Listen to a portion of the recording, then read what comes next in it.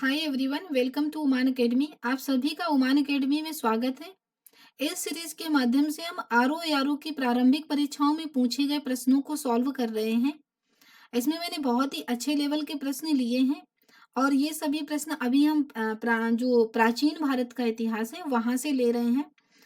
आप इस वीडियो को लास्ट तक जरूर देखना क्योंकि ये वीडियो बहुत ही इंपॉर्टेंट होने वाला है। मैंने इस वीडियो में प्रारंभिक परीक्षाओं के जो प्रश्न है उनके उत्तर के साथ-साथ जो उससे जुड़े अन्य तथ्य हो सकते हैं, उन्हें भी कवर किया है। तो देर नहीं करते हुए वीडियो को शुरू करते हैं। मैंने पहला प्रश्न लिया है कि ये जो चंपा है, चंपा किस महाजनपद की राजधानी थी? ठीक है? किस महाजनपद की राजधानी थी? आप सभी लोग जानते हैं कि 16 महाजनपद थे, ठीक है? और ये सभी क्या दिए हैं? महाजनपद दिए हैं, मगध, बज्जी, कौशल और अंग। तो जो ये अंग था, इसकी राजधानी हुआ करती थी चंपा, ठीक है? अब हम इनमें से कुछ अन्य तथ्य देख लेते हैं। जैसे चंपा है, तो अब हमारे जो महाभारत है और जो पुराण है, महाभारत व पुराणों में इसको चंपा का एक अन्य नाम लिया गया है, जिससे मालिनी है ना, तो मालिनी नाम से जाना गया है। और अगर अंग के बारे में पूछा जाए कि ये अंग वर्तमान में कहाँ पे था, तो आप बिहार के जो भागलपुर और मुंगेर दो जिले हैं, भागलपुर व मुंगेर, ठीक है?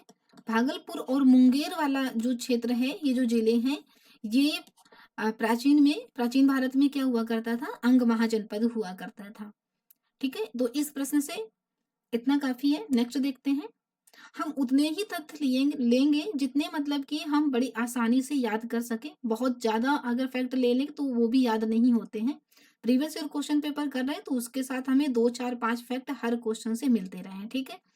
अब देखिए, दूसरा प्रश्न भी इसी महाजनपद से लिया है मैंने कि निम्नलिखित में से कौन सा एक सह सुमेलित है। मैं हर वीडियो में बहुत ध्यान से आप लोग बताती हूँ कि ये जो नहीं वाला होता है क्वेश्चन, इसे बहुत ध्यान से देखा करिए, ठीक है? क्योंकि यहाँ से क्वेश्चन गलत होने के चांसेस बहुत ज्यादा रहते हैं। तो इसमें पूछा गया है कि कौन सा सुमेलित नहीं है, ठीक है? तो देखो, ये एक तरफ ये इधर दिया है महाजनपद, ठीक है? ये है महाजनपद और दूसरी साइड में ये इनकी राजधानियां दी हैं। ये लिखा हुआ नहीं मिलेगा एग्जाम में, लिखा हुआ मिल भी सकता है, नहीं भी, तो आपको खुद से समझना होगा। आपको महाजनपदों के नाम और उनकी राजधानियां अच्छी तरह से आनी चाहिए। अगर आपको महाजनपद और राजधानियों पर वीडियो चाहिए तो आप कमेंट में लिख दीजिएगा, तो हम वीडियो बना देंगे, ठीक है? तो देखिए, पहला लिखा है कंबोज। तो कंबोज की राजपुर और हटक ये दोनों राजधानी हुआ करती थी। इसी तरह से असमक, पोतन और पोटिल, है ना, ये दोनों राजधानी होती थी। सूरसेन, सूरसेन का देखो कौशाम्बी नहीं होती है, सूरसेन की राजधानी थी मथुरा। इसी तरह कौशल का श्रावस्ती राजधानी हुआ करती थी, ठीक है? तो चलिए नेक्स्ट देखते हैं। इस प्रश्न में ज्यादा कुछ है नहीं, सीधे सीधे फैक्ट थे, बस यही है कि आपको 16 महाजनपद जो दिए गए हैं वो, ठीक है, और उनकी राजधानियां ये आपको तैयार करनी है, ठीक है? चलिए नेक्स्ट वीडियो देखते हैं, नेक्स्ट क्वेश्चन देखते हैं, सॉरी।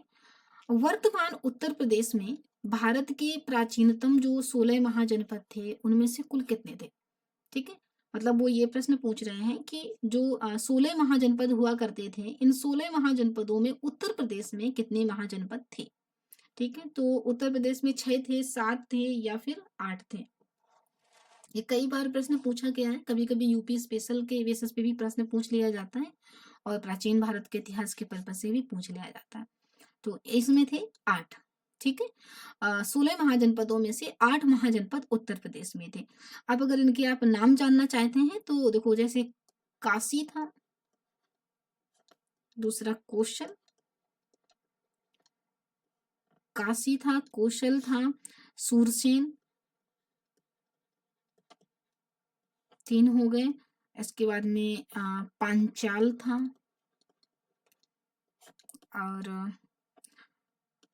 एक चेदी था, वत्स था और 3 हो गए, कुरु था और एक कौन था? काशी, कौशल, सूरसेन, पांचाल, चेदी, वत्स, कुरु और एक था मल्ल, ठीक है, मल्ल। तो ये 8 महाजनपद काशी, कौशल, सूरसेन, पांचाल, चेदी, वत्स, कुरु और मल्ल, ये 8 महाजनपद हुआ करते थे उत्तर प्रदेश वाले क्षेत्र में। नेक्स्ट एक और प्रश्न देखते हैं। पश्चिमोत्तर भारत में सिकंदर की सफलता के निम्न कारण, मतलब जो सिकंदर की जो सफलता थी उसके कारण क्या थे? ये जो कारण दिए हैं 1 2 3 4, इनमें से आपको बताना है कौन कौन से कारण थे जिससे सिकंदर को सफलता मिली थी। जो पश्चिम भारत था, पश्चिम भारत में विजय अभियान में। तो देखो, उस समय भारत में कोई केंद्रीय सत्ता नहीं थी। हाँ, उस समय कोई केंद्रीय सत्ता नहीं थी क्योंकि लगभग लगभग उस समय 26 स्वतंत्र जो राज्य हुआ करते थे उनकी बात कही गई है। इसके बाद में उसकी फौज बेहतर थी, बिल्कुल सही बात है, उसकी फौज बेहतर थी क्योंकि काफी अ, अच्छे सैनिक थे उसमें, और उसे देशद्रोही शासकों से सहायता मिली थी। हाँ, उसे पश्चिम में जो देशद्रोह, जो मतलब कि यहाँ के राजा हुआ करते थे, एक क्षेत्र था सिंधु, सिंधु से झेलम, सिंधु से झेलम के बीच का जो एक क्षेत्र था वहां पर एक राजा राज्य करते थे जिनका नाम था राजा आम्भी, है ना। इन्होंने सिकंदर की काफी मदद की थी यहाँ पे विजय अभियान में सिकंदर की। वह एक अच्छा प्रशासक था। हाँ, वह एक अच्छा प्रशासक था, पर प्रश्न देखो कैसे पूछा गया है कि पश्चिमोत्तर भारत में विजय, है ना, भारत में विजय सिकंदर के भारत के विजय के परिप्रेक्ष्य में, यानी कि भारत के परिप्रेक्ष्य में पूछा जा रहा है कि सिकंदर की सफलता के क्या कारण थे। तो वह भारत के परिप्रेक्ष्य में अगर देखा जाए तो वह कोई अच्छा प्रशासक के बारे में कोई जानकारी हालांकि नहीं मिलती है। तो ये 4 वाला ऑप्शन गलत हो जाएगा। 1 2 3 यानी कि बी ऑप्शन आपका करेक्ट होगा, ठीक है।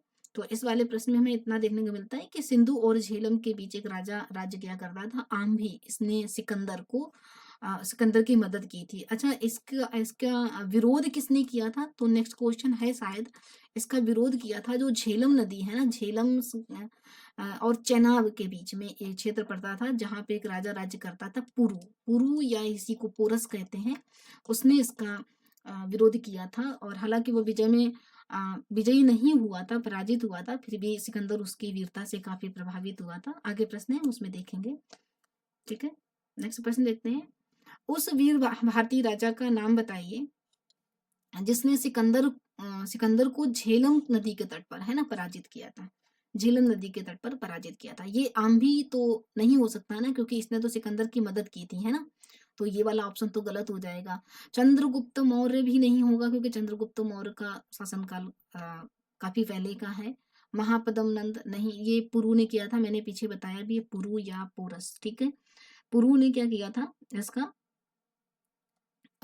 इसको झेलम नदी के तट पर, इसको किस नदी के तट पर पूछा गया है? झेलम नदी के तट पर हाँ, इसकी लड़ाई हुई थी, और इस लड़ाई में सिकंदर विजयी हुआ था, और सिकंदर वर्सेस पोरस, है ना, इसके बीच में लड़ाई हुई थी। और हालांकि ये विजयी हुआ था, ये हार गए थे पोरस, लेकिन फिर भी इनकी ईमानदारी और इनकी वीरता से प्रभावित होकर के ये सॉरी सिकंदर ने इसकी बहुत प्रशंसा की थी, इसको अपना मित्र बना लिया था, और इसका राज्य और कुछ नए राज्य इसको गिफ्ट में भेंट करके ये सिकंदर वापस चला गया था।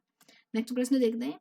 गुजरात चंद्रगुप्त मौर्य के साम्राज्य में सम्मिलित था, ये प्रमाण कहाँ से मिलता है? ठीक है, गुजरात जो है, ये गुजरात राज्य को, ये पूछ रहे हैं प्रश्न में कि जो गुजरात राज्य था ये चंद्रगुप्त मौर्य के साम्राज्य में सम्मिलित था, यानी कि चंद्रगुप्त मौर्य का शासन हुआ करता था गुजरात में।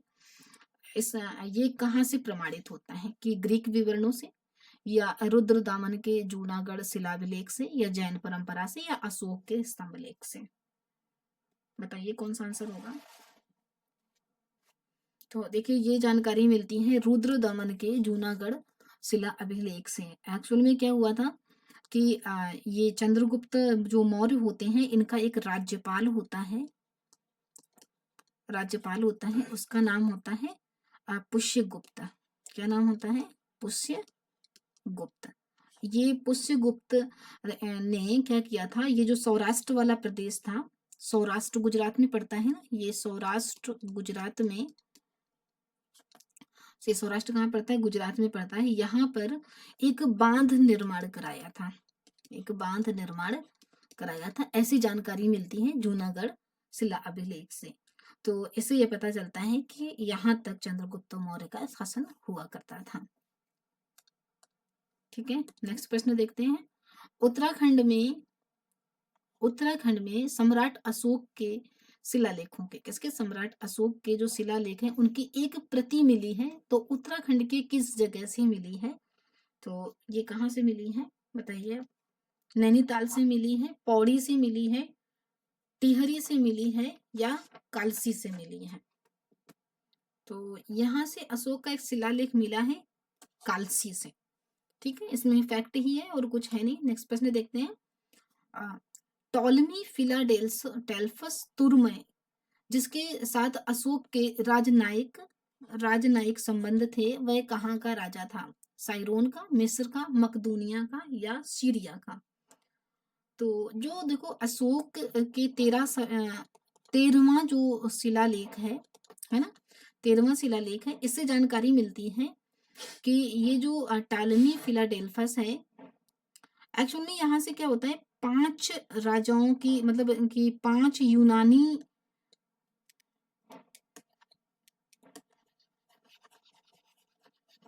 देखिए ये जो अशोक के शिलालेख मिलते हैं ना, इसमें से 13वें शिलालेख से लगभग 5 यवन शासकों का वर्णन मिलता है, और उसी में से यह बताया गया है कि जो टालमी फिलाडेल्फस तुर्मय जो था, ये कहाँ का शासक था?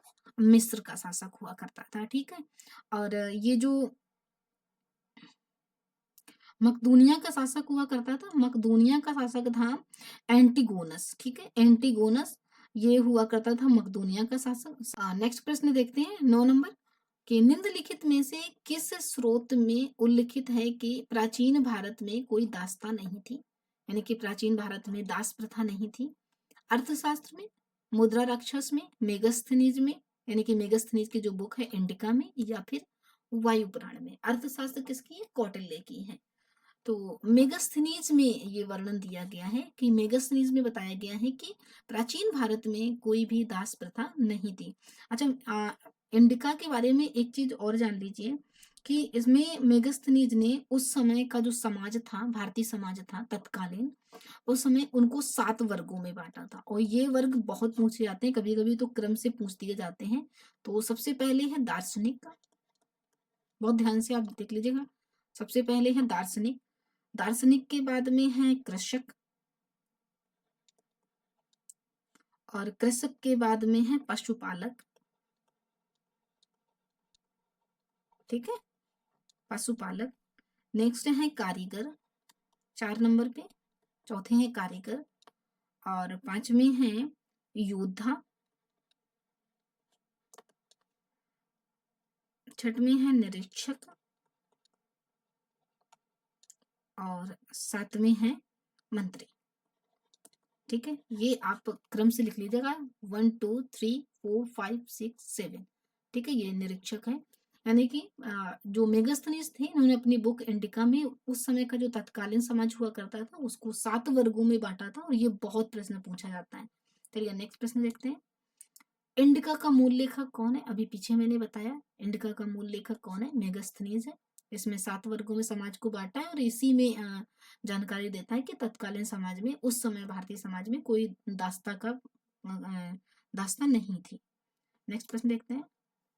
निम्नलिखित में से किसमें पुनर्विवाह वर्जित है? तो ये जो मनुस्मृति है, मनुस्मृति में विधवा जो पुनर्विवाह है, इसको उन्होंने वर्जित किया है। यहाँ पर पुनर्विवाह से मतलब है विधवा पुनर्विवाह से।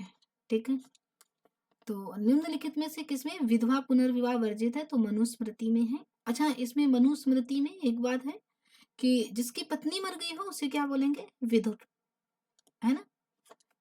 इनका पुनर्विवाह हो सकता है, लेकिन महिला जिसका पति मर गया हो, यानी कि विधवा, इनका पुनर्विवाह नहीं हो सकता है। ये मनुस्मृति में दिया गया है। नेक्स्ट प्रश्न देखते हैं।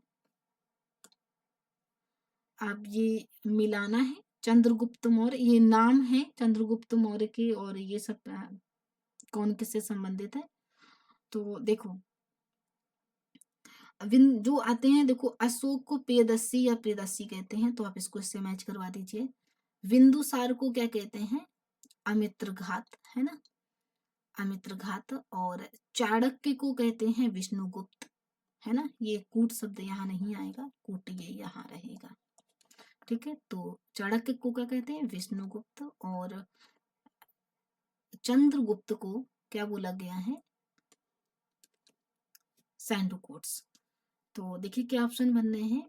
इसका बन रहा है 2, और बी का बन रहा है 3, और सी का बन रहा है 1, और डी का बन रहा है 4, यानी कि 2 3 1 4, 2 3 1 4, 2 3 4 1 है, 2 3 1 4, यानी कि सी ऑप्शन करेक्ट है, ठीक है। ये उपनाम दिए हुए हैं, इनके अन्य नाम क्या मिलते हैं? ये राजा हैं, राजाओं और उनके अन्य नाम। तो चंद्रगुप्त को क्या बोलते हैं?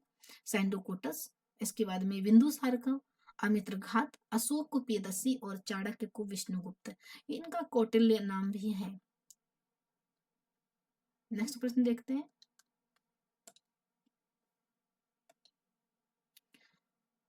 ईसवी सन के पूर्व कुछ शताब्दियों में निम्नलिखित में से किन शासकों ने गिरनार क्षेत्र में जल संसाधन व्यवस्था की ओर ध्यान दिया था? गिरनार ये वही गुजरात का क्षेत्र है। तो इसमें महापद्मनंद या चंद्रगुप्त मौर्य, अशोक या फिर रुद्रदामन, इसमें बताइए कौन कौन से आंसर सही है। तो देखिए चंद्रगुप्त मौर्य, अशोक, और यहाँ तक कि रुद्रदमन ने भी आगे चल करके इसी जो सुदर्शन झील है इसका निर्माण करवाते हैं, पर ये 2nd सेंचुरी में करवाते हैं, ये करवाते हैं 2nd सेंचुरी में, यानी कि 2री ईस्वी के आसपास, ठीक है। तो चंद इस प्रश्न के हिसाब से क्या आंसर सही होगा? ईसवी सन के पूर्व, है ना, यानी कि पहले ईस्वी, यहाँ पे ईस्वी सन के पूर्व पहले ईस्वी में मतलब किसने किसने गिरनार में जल संसाधन यानी कि जल की व्यवस्था करवाई थी? तो ये चंद्रगुप्त मौर्य, अशोक। देखो चंद्रगुप्त मौर्य ने क्या किया था? सुदर्शन झील खुदवाई थी। चंद्रगुप्त मौर्य ने क्या किया था? सुदर्शन झील खुदवाई थी। और अशोक ने क्या किया था? इसमें से नहरें निकाली थी। तो कौन कौन सा प्रश्न सही होगा? चंद्रगुप्त मौर्य और अशोक, यानी कि 2 और 3। अब अगर उस समय आयोग ने तो इसका आंसर 2 और 3 ही माना था, लेकिन देखिए क्योंकि इन्होंने कहा था ईसवी सन के पूर्व, है ना, तो अगर देखा जाए तो अशोक कब थे? 261 बीसी के आसपास, है ना, तो ये भी फर्स्ट ईस्वी के पहले हैं। ये चंद्रगुप्त मौर्य भी फर्स्ट सेंचुरी के पहले हैं। ये रुद्रदामन कब है? 2nd सेंचुरी में है। तो ये 2 और 3 ये आंसर इसका सही होगा, ठीक है। नेक्स्ट प्रश्न देखते हैं। चंद्रगुप्त मौर्य ने सेल्यूकस को किस वर्ष में पराजित किया था? ठीक है, तो चंद्रगुप्त मौर्य ने सेल्यूकस को किस वर्ष पराजित किया था?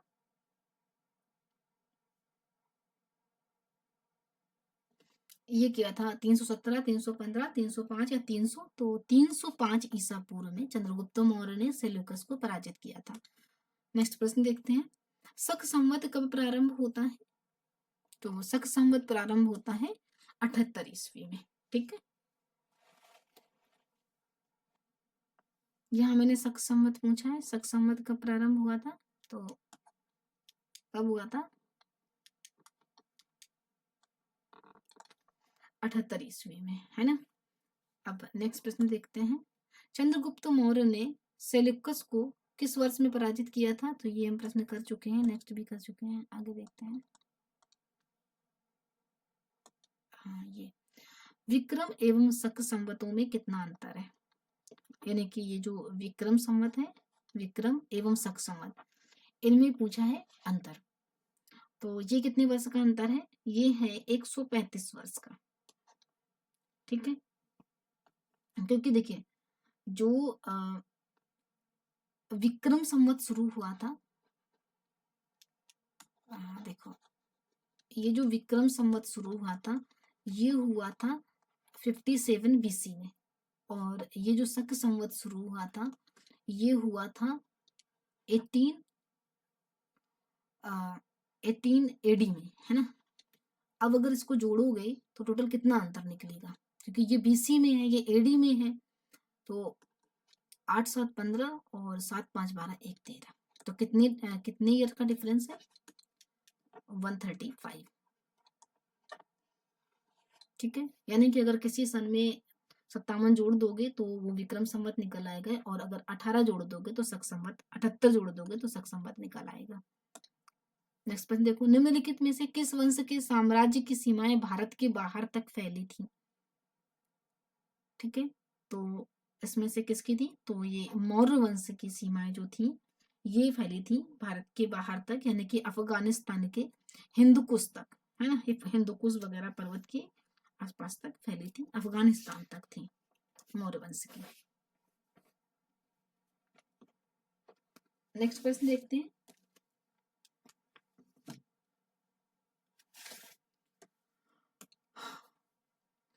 निम्न राजवंशों में सबसे पुराना राजवंश कौन है? तो सबसे पुराना राजवंश है सातवाहन। चालुक्य, पल्लव और राष्ट्रकूट बाद में आते हैं, सबसे पुराना राजवंश था सातवाहन। नेक्स्ट प्रश्न देखते हैं, निम्नलिखित शासकों में से किसके लिए एका ब्राह्मण शब्द प्रयोग किया गया है? तो ये किया गया है किसके लिए? पुष्यमित्र सुंग, खारवेल, गौतमीपुत्र सातकर्णी या सुशर्मन। तो ये किया गया है गौतमीपुत्र सातकर्णी। ठीक है, अच्छा गौतमी क्यों लगाए? ये सातकर्णी है, इनके पुत्र थे, इनकी माता थी गौतमी, गौतमी के पुत्र थे सातकर्णी। और जो नासिक अभिलेख मिलता है इसमें मिलता है जहांगीर का। ठीक है, जहांगीर का अभिलेख मिलता है समुद्रगुप्त के प्रयाग प्रशस्ति लेख पर। तो ये थे 25 क्वेश्चन, 25 क्वेश्चन ही करते हैं। इसमें रैपिड फायर नहीं है, बहुत ही आराम से, बहुत डिटेल से, इतने अच्छे से कराए जाते हैं ताकि आपको जितने भी 25 क्वेश्चन के साथ अगर पर क्वेश्चन पे 2 फैक्ट आप और ले लो तो लगभग जा करके कहते हैं 50 क्वेश्चन एक्स्ट्रा। 50 क्वेश्चन प्लस 25, आपके 75 फैक्ट्स इजिली यहीं पर याद हो जाते होंगे, आपको कोई दिक्कत नहीं होती है। अगर आपको वीडियो अच्छा लग रहा है तो प्लीज़ वीडियो को लाइक करें, फ्रेंड्स में शेयर करें, और अगर आपको अच्छा लग रहा है हमारी मेहनत तो प्लीज़ मेरी वीडियो को सब्सक्राइब भी ज़रूर करें। Thank you for watching.